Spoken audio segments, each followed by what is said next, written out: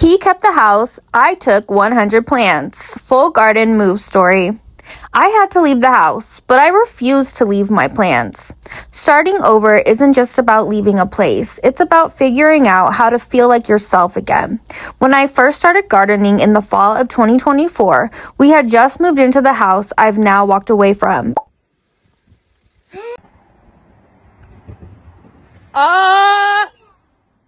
I've never made a vegetable. I've never grown a vegetable before. And somehow, in the middle of all that chaos, I found a kind of peace I hadn't felt in years. Gardening became my quiet. It was the one place where the noise in my head would finally stop. No worrying about bills, no stress about the kids, no endless to-do lists. Just me, the dirt, and something growing. It's time to see how the giant leg zucchini is doing. Oh my god. Hello. So when everything changed, I couldn't just leave that behind. This new house didn't feel like home, not yet, not until I brought a piece of that garden with me. And that's how I ended up moving over 100 plants. Not just to save them, but to start over and grow something new alongside them. What I was working with. Types of plants I moved. Once I decided for sure, I'm leaving this house behind. I don't care. I have to get out of here. It took about 2 months for me to decide, okay, am I going to try to buy a new house or am I going to try to rent a house? What am I going to do? And in that time, I started digging up and potting plants that were small and growing seeds in the window. It's easier to dig up a sprout in loose soil because you can get the entire root up without damaging it, as opposed to larger plants where the roots have grown so big it's absolutely impossible to pull it all up without damaging some of it. I also started collecting all the seeds. Sunflower seeds right here. You can just take the seeds from this flower and replant them. I have nasturtium, marigold, hollyhock, basil, cilantro, sunflower, zinnia, vegetable crops, and more. The easiest plants to transplant were without a doubt the cactuses. Coming in second place were the succulents. These two hardy plants can take a lot and come back thriving. If you dig up an entire cactus with the roots attached, all you have to do is literally move it and put it in a new hole. Add soil on top and cover the roots. Just make sure that you wear gloves because I neglected to wear gloves and my hands were so torn up. I want that big ass cactus. I want all the cactus. That one's going to beat my ass if I try to do that. Dig that one up without any gloves. Maybe. However, if you're going to propagate a cactus, you need to cut off the piece you want, let it callus over for 2 or 3 days before planting it in the ground. Otherwise, there's a high chance of root rot. The next easiest was marigolds, then coneflowers, coleus, and even a sweet potato vine. Even though the sweet potato vine did die off about 50%, it's still alive and has the ability to grow back. The big challenge, time pressure. Moving day stress. The first 2 trips of plants were all healthy potted plants with intact roots. The hardest part about this was how heavy everything was and carrying it to the car and then back out of the car. However, there was no rush to get them in the new ground because they were safely in pots, so I could take my time with that. And that took care of the first 2 trips of plants. By the 3rd trip, I had run out of pots, I was tired, and my enthusiasm was dwindling. Bro, I'm out of breath. I have so much plants and I'm just so out of breath. I am beat, y'all. My hands are filled with teeny tiny little cactus pricks because I knew that was gonna happen, but I wanted my cactuses. And some of these I gotta get in the ground really quickly because they're not potted properly. I just ripped them right out of the ground. This is my 5th trip. That's why I'm kind of like, at this point I'm like, whatever lives, lives. What dies, dies. I'm tired. I hope you live. I love you guys. I'm at my breaking point, you guys. My game plan changed at this point. I started digging holes ahead of time in the new yard so I could directly plant these transplants. I started grabbing random things and just digging up plants the best I could, trying to keep the roots in a chunk of dirt and then putting them in a bucket. I also used bags, hampers. I even got to a point where I was straight up laying them down on a tarp in the back of my car. At this point, the rush to get them in the new ground was high because the longer they're out of the ground, the higher the chance they will die because the roots will dry out and there's a higher chance of shock, etc. So that means I'm at a point where I'm spending 5 to 6 hours in a row getting this done in a timely manner. At this point, my 39-year-old body is in shock itself. My brain and body are confused. This is not a normal amount of physical exercise for us. Bro.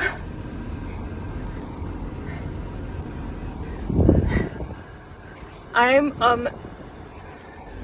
a mess. Look at this. Good thing I love gardening, but it sure did knock me on my ass the next day. Some things I had to consider, such as weather conditions. I live in the Mojave Desert in Southern California, Zone 10A. These were actually pretty good months for me to be getting this done, mid to late April and beginning May, where it's warm but not excruciatingly hot like it will be June, July, and August. Keeping the roots alive. Keeping roots alive is basically the primary purpose when transplanting plants, because if the roots die, your plant will die, for most plants. That's why you need to use a lot of water while digging up the roots and then getting the new hole in the ground as well. It's finally time to try and get this giant tomato plant that has been alive for over a year. It's huge. I'm going to trim it, but first I'm going to see if any of these tomatoes are worth eating. Whoa! Oh no! Look at those you mother. So the first thing I'm going to do is trim it, because I basically need the roots more than anything. And obviously I'm not going to eat it with these bugs on it. Gross. You just feel like there's bugs on you now because you see them. Ew. I'm going to save this. Ew, gross. I love my tomato plant more than I'm afraid of cockroaches. Cockroaches. I'm trying to get as much of the root as I possibly can. Oh my gosh. Holy shit. Okay. All right. I see you. Oh, my neighbor's dog. I would say I'm happy to get away from that sound, but my new neighbor also has loud barking dogs, which is fine. Oh my goodness. Okay. Wow, look at you. Look at you. How am I going to get this whole thing in the bucket? Oh, that's a small bucket for this. Transporting without damage is nearly impossible when you're digging up a plant and moving it. That's why I tried to focus on plants I knew were resilient. Some of my plants I just desperately wanted to keep alive, such as my artichoke plant. She was so beautiful. I took my time digging her up. I was very patient and gentle, and I had high hopes. I used my hands to pull the root away from all the dirt, and of course there's going to be some damage. I'll check on her in the morning and see if she's still alive. Oh no! Unfortunately, she did not make it. After the artichoke plant died, I honestly thought I was going to lose half of everything. How I actually did it, step by step. Pre-watering plants before moving, digging techniques such as keeping the balls intact, using pots, using other methods of transportation, and trying to keep as much roots intact as possible. Transplant process. 5 mistakes I made. First and foremost, I got greedy. I should have focused on a smaller amount of very healthy plants of everything. Instead, I was rushing to take as much as I could, wasting energy and space. Plants that didn't survive. The majority of the hollyhocks did not survive as a whole. There's a high chance that they will grow back from the node, but that's going to take several weeks. My biggest disappointment was the artichoke plant, of course, but I did buy a packet of artichoke seeds, and so I've got about 8 artichoke seeds in the ground in my new house, so hopefully we'll get at least one good plant out of that, but I'm hoping for more than one. Starting over, when I started gardening in the fall of 2024, we had just moved into that house,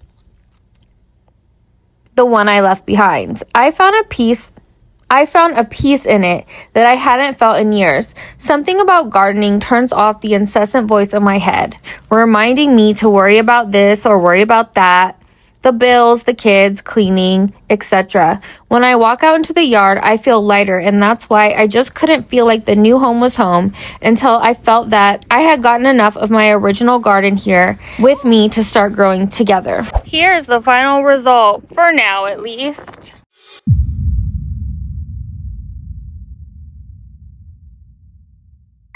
I really like the way the cactuses look. The cactuses are 100% successful.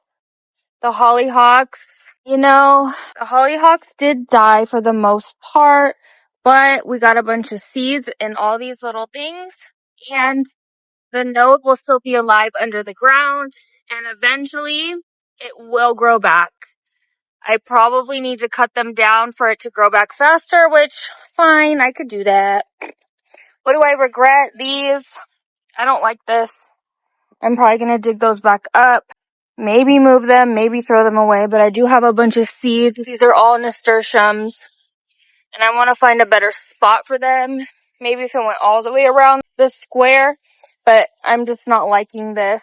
I have to admit that this is not a transplant.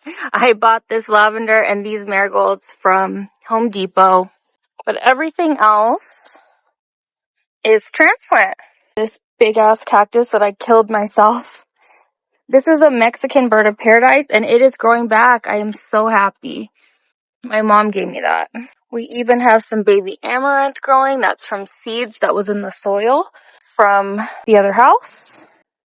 These wildflowers, I didn't expect them to live, and they didn't. But that's okay. Coleus.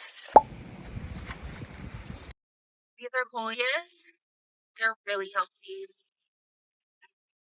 Some of the coneflowers made it, which means they can continue to grow because they'll produce seeds, and then the seeds will go into the ground and they will grow also. This sunflower did really well. Ooh, it's got a bug in there. Hello. What else? The mint, of course. There was no doubt that the mint was gonna... Mint, you can't kill mint. It's the cockroach of plants.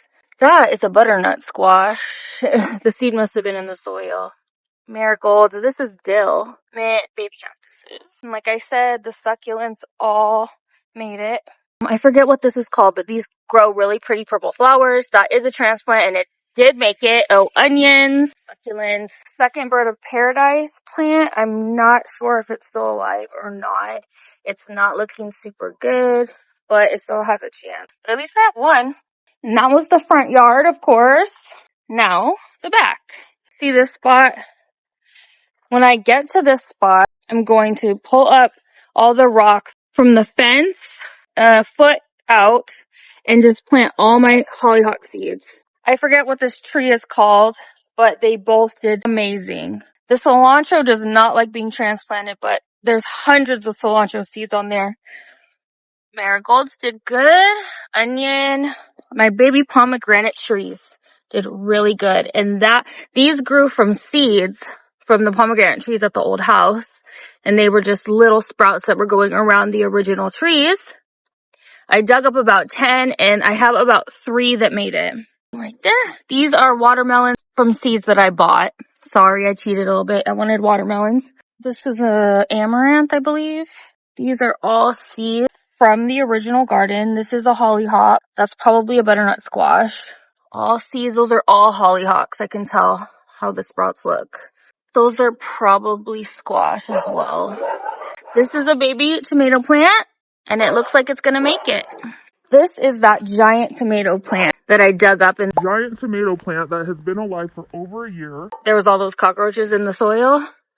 I don't know.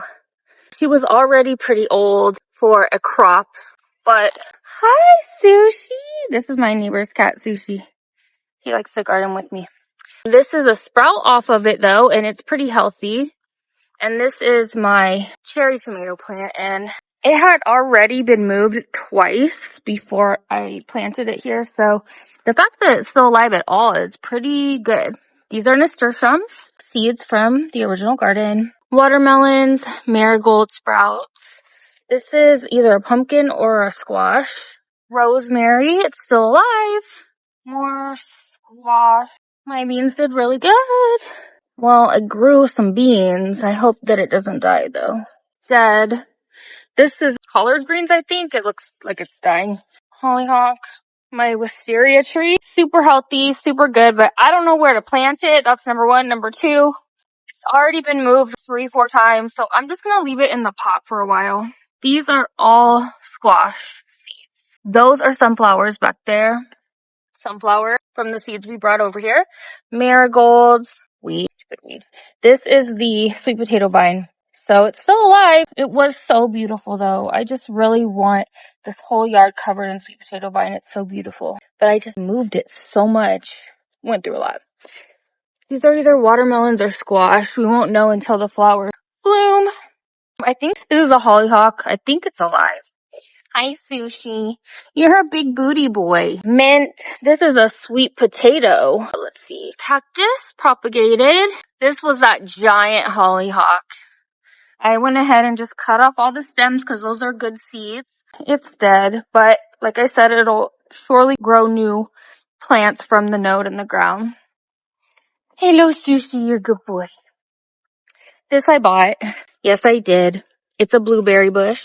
Doing really good. I would love some blueberries. This is a jasmine plant. Let's see. And we got some zinnias in the ground as well. And that pretty much does it. I might make one last trip just for some free soil. Please don't poop in there. Maybe a few more marigolds just because it's free. If you go to the store, it's like 2 marigolds for $4. But this next 6 weeks, like squash, watermelon vines are going to get fucking huge. And I have marigold seeds all over the place. So this is going to fill up really quickly. And I'm definitely going to make an update video for you guys. This is all cilantro seeds. See? Oh, my shadow's in my way. So, what do you guys think? Sushi, what do you think, Sush? You're a good boy. You are so sweet. Yes, yes, yes.